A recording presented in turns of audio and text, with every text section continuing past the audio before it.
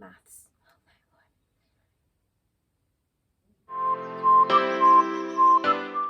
Hi everyone, welcome back to another video. This week I'm going to be talking you through a couple of the things that I've been making in the last 2 weeks. There wasn't a video last week because I had my wisdom tooth taken out on the Monday and it knocked me for 6 and I felt absolutely dreadful, but I feel 100 times better now. I've managed to do a couple of days work this week, and in this 2 weeks of resting and feeling better time, I have actually made quite a few things. I made 4 or 5 different things, and I think that's partly down to the fact that when I was feeling poorly, I didn't really have the mental capability of doing anything that required thought or thinking or paying attention, which sounds silly when you're talking about sewing, but I found sitting down with a pattern and just methodically working through each step really good and really helpful, and I felt so productive. I felt very inspired as well. There were a lot of things that I wanted to try and make and do, and I actually cracked on with 3 different patterns that I have been waiting to make for a while now, probably since January time when I got the different fabrics and stuff. If you're not already subscribed, please make sure you hit that subscribe button, give this video a thumbs up if you like it, and please leave me a comment because I love reading through what everyone thinks. It's been really nice just to see everybody's different opinions and what makes inspire you and stuff like that. So if you end up making anything that I've made and you feel inspired or you think you could do a better job, then let me know in the comments below because I'd love to see them and I'd love to hear what you have all been up to. As you can probably tell, the first make I'm going to talk about today is the one that I am currently wearing and that I have been wearing pretty much non-stop since I finished it. And for all of those who don't know, it is the Marlow sweater by True Bias. Now this pattern has literally taken the sewing world by storm. I don't think I've ever really caught up with the trend as quickly as I did with this, but I saw it modelled on a couple of different people and I instantly fell in love. I'm usually a slouchy jumper, super cozy kind of person, and seeing a cardigan version of that style was just the best, and I am so happy with how these have turned out. Notice the hues have turned because I did make myself one in this beautiful pale pink nude, one in grey. So I have a neutral one for kind of light spring and summer, and also one that I can wear through spring, summer and into autumn as well, as this will go with pretty much my entire wardrobe. So these fabrics are from Fox and the Bear. You'll have seen them in my recent Shop Small haul, and these are their cable knit jerseys. I do believe they're out of stock right now, but Fox and the Bear have the most amazing materials, so I will link them down below. Go and check them out. They do loads of really fun stuff for kids as well. It's where I got my dinosaur material from. I've got some stretchy cord from them, and their customer service is excellent. So these cost me £6 per half metre. The pattern did say that to make version A, which both of these are, which is the cropped version without pockets, that I would need about 2.5 metres of fabric. I ended up buying 2 metres in the pink and I think 2.5 in the grey, and I still have enough of the grey left to make my mum one for Mother's Day, which is on Sunday. And knowing my mum, she's not going to watch this video, so sorry mum if you are seeing this and now you know what you're getting on Mother's Day. A little bit more exciting than traditional flowers, but I really love how slouchy and cozy these are. So I've currently got this on with a pair of Topshop jeans and then a white tank top underneath, and it's just keeping me warm, super cozy, and I look like I've made loads of effort for you. You're welcome. Sorry friends, I think you're going to be seeing me in these a lot in the coming months. When we're allowed outside, of course. So these were super fast to make. I was feeling under the weather and I finished both within 2 days. I just think they look so professional. And for the buttons, I just used some from my mum's stash on the grey one. Thanks mum. And then I also used my Pigeon Wishes buttons on the pink one in the mint green and speckled pink colourway, and I absolutely love them. It just brings so much joy to my heart to have pretty buttons on these. I've also included 2 of my Paige Joanna labels. I chose the Happiness is Handmade, and I did just hand stitch them in because I couldn't quite work out how to add them in, and then I forgot, and then Yeah, so you know it's dedication when you go and you sit and you hand stitch in labels. But I think it just makes them look so well finished. I think that definitely one of the most professional things I've made. And it was so easy to follow this pattern. So if you're a beginner, if you are wanting to work with knit for the first time, then absolutely give this pattern a go. I cannot recommend it enough. So to make one of these cardigans, I believe it cost me about £18 for the material, and then the pattern price on top of that, and I will link everything down below for you. The next thing I made, which you may have seen in my latest Instagram post, is the Atlas top by Stitch Witch Patterns. Ooh, try saying that really fast. And this was a really lovely pattern to do some scrap busting with. So this material I actually had left over from when I bought some material when I went to Prague last year, back when we were allowed to travel and see people and do exciting things. And I made some trousers out of this fabric. I had about a metre left over, and I thought, you know what, let's give this pattern a go. I've seen it quite a lot recently and it's perfect for summer. So it's really simple on the front, it's got bust darts, and then it's got a seam down the middle, so it makes like a cross effect. And then on the back, which is the super exciting part, you have these really cool straps. It's really difficult to show when you're not wearing it.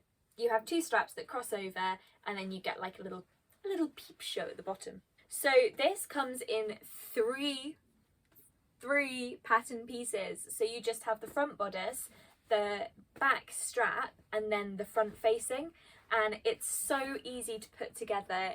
I made it in, I think, maybe an hour, 2 hours tops, including cutting out. It was so fast and it's just come out so nicely. So you can, of course, use the same fabric all over, but I didn't quite have enough of this kind of mustard polka dot material to do the straps the same colour. So on the inside I've just used some white cotton for the strap lining, and then for the front facing as well I have overlocked the bottom of here, and I did top stitch around the entire top, which, whew, considering I chose to top stitch it out of my own intuition and wanting to make sure that the white facing wasn't showing when I was wearing it, that was the most tricky part, just making sure that I was following it all the way around. And the way that it's made is you kind of start at one bottom corner and you just go all the way around the top, and all the edges kind of interconnect. So it's really cool, it's really fun. I'm looking forward to making a couple more of these. This is the cropped version and there is a longer one, but I thought I didn't want to make any adjustments, and I'm quite short, so I thought the crop version would probably look like a long top on me. And I am going to insert a clip, and I'm so sorry because I was 100% wearing the wrong bra straps at the time, but I think in summer I'd probably just wear this with a strapless bra, so that then you could just really enjoy the back and the straps and everything that goes with it. So yeah, I would 100% recommend this. I will again link it down below, obviously not the material because I bought it in Prague. If you want to go to Prague, go. It's one of my favourite cities in the world. It was beautiful pattern, 3 pieces, took 8 pages of A4 to print it off, and an easy make in an afternoon for when you just want to make something nice and simple. Lastly, and the one that I've had the most comments and questions about, because I posted a work in progress on my story and then admitted that I'd not tried these on yet, are the Opal Pants by Megan Nielsen. I love these. They are paper bag trousers, and I've made them in the heather linen that I was going to use to make dungarees out of, but I was scrolling on Instagram, I was looking at my save posts, and absolutely Abigail, who I will link down below, she made these a couple of months ago, and I commented saying how much I really love them, and I saw that post in my box and I was like, do you know what? I want to make these now. I want to make them now, and I want to make them out of something that is fun, jazzy, can be dressed up and down, and is super summery. So here we have my super summery opal pants, and this pattern's great because it has so many variations. So you have the paper bag waist, you have a normal elasticated waist, you have tapered legs, which is the one that I've done, you've got wide legs, you've got shorts. It's a really versatile pattern, and there are pockets as well. Ta-da! These are the first trousers I made that I think have actually gone quite well. I made it a straight size 16. I'm not quite at the stage where editing patterns and making adjustments make sense in my head yet. So a lot of the patterns that I make, I try and look for things that I know I can make with ease. There we go, insight into the world of Hattie's mind. So these were super simple to make. I found the instructions really, really clear. The photo diagrams with them also were super helpful, and they came together just in a day. I think it took me, I started sewing at like 11:30 and I was finished by 4. They are so nice, so comfy, and I can't wait to wear these in spring with just like a little white tank top. And they have a tie at the front as well, which I realise I should probably have tied up for the video, but yeah, no. Sometimes you just gotta be a bit stupid. There we go. They just look so classic. I once remember trying on a pair of paper bag trousers in Primark. Primark changing rooms. I think I blame it for a lot of my self-confidence issues. But I tried on a pair in Primark and I just felt so frumpy, whereas in these I just feel super stylish, super fun, and I really, really like them. And this colour, it's not a colour I would usually wear, but I'm definitely feeling it for spring into summer. And the linen I know is still in stock, so I will link that down below from you, and you can go and buy yourself some of these. And I can't wait to wear them out to beer gardens and for brunch and coffee with friends, because I'm so excited that the world is going to reopen again soon. And hopefully, it's been almost a year to the day. It'll be a year this Sunday, I think, since my last show in the West End. So it's been a long year, but it's one that I wouldn't change for the world. So there we have it. There are my 4 maths. I'm so good at maths. There are my 4 makes over the last 2 weeks. Coming up next, I am going to get on with my coat. It's the Kelly Anorak by Closet Core Patterns, and the only thing holding me back is I'm scared of this material. I'm using a dry oilcloth from Merchant & Mills, and I've read online that you can't press it, but my pattern calls for me to press so much, and I know it's a key part of coats and stuff, that I'm really stressed about it. So if anyone has any hints or tips about dry oilskin and how I can sew with it and press it, please let me know, because I've tried finger pressing and I can't get the hang of it, so it's putting me off making it. The new lining fabric has arrived, but I'm going to save that to show you once I've actually finished making the coat itself. I'm also going to be making a by Hand London Hannah dress, the wrap dress with the longer sleeve version. I saw a episode of the Bold Type. If you've not watched the Bold Type, they've just released all 4 seasons on Netflix. Go and watch it, because I have been so heavily inspired by it in terms of my wardrobe and patterns and prints and just how I want to present myself to the world when we reopen, that go and watch it, because some of their clothes are just gorgeous and there are loads of patterns out there that go with them.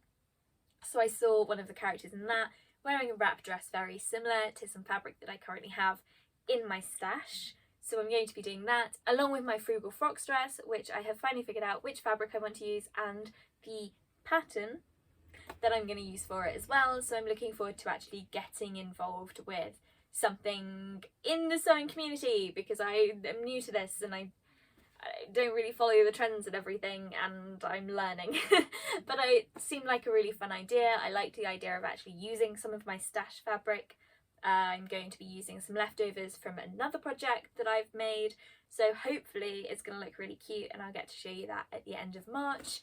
So there we have it. That was my last 2 weeks. Next week's video is probably going to be all about how I store my patterns, as someone remarked recently how different that is.